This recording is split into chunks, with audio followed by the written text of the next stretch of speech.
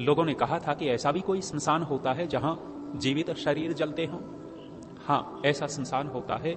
उस प्रसंग में आचार्य चाणक्य ने ये श्लोक कहा था। कहा, न विप्र पादकोदक कर्दमानी।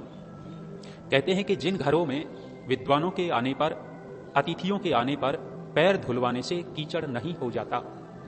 हमारी भारतीय परंपरा ये थी कि जब कोई अतिथि घर में आता था तो उस अतिथि के पैर धुलवाए जाते थे।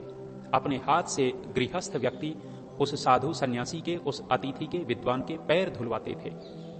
ये भारतीय परंपरा थी। तो आचार्य चाणक्य कहते हैं कि जिनके घरों में अतिथि आने पर पैर धुलवाने से कीचड़ नहीं हो जाता। दूसरी बात कहते हैं, न वेद शास्त्र ध्वनि गर्जितानी।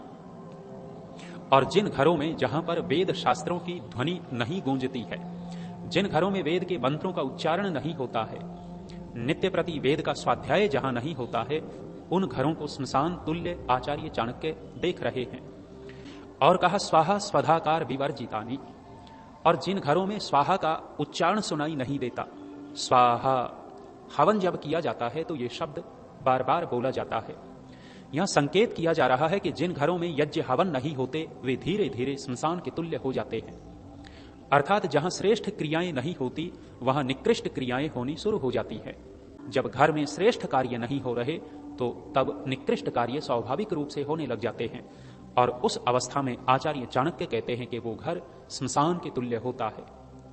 और कहा, स्वधाकार।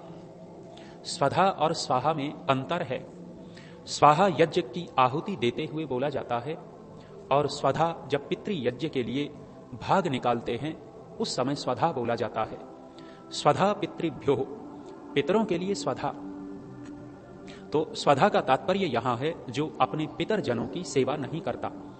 अपने घर में जो बड़े बुजुर्ग हैं, माँ है, पिता है, दादा है, दादी है, बड़े भाई हैं, चाचे, ताऊ आदि आदि, उनका मान सम्मान जो नहीं करता, जिन घरों में ऐसा नहीं होता, वे घर स्मशान के तुल्य होते हैं।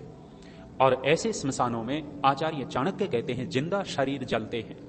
जो गांव के, नगर के बाहर स्मशान होता है वहां तो मरे हुए शरीर जलते हैं, लेकिन जहां श्रेष्ठ क्रियाएं जिन घरों में नहीं होती वे ऐसे स्मशान जहां जिंदा शरीर जलने लगते हैं।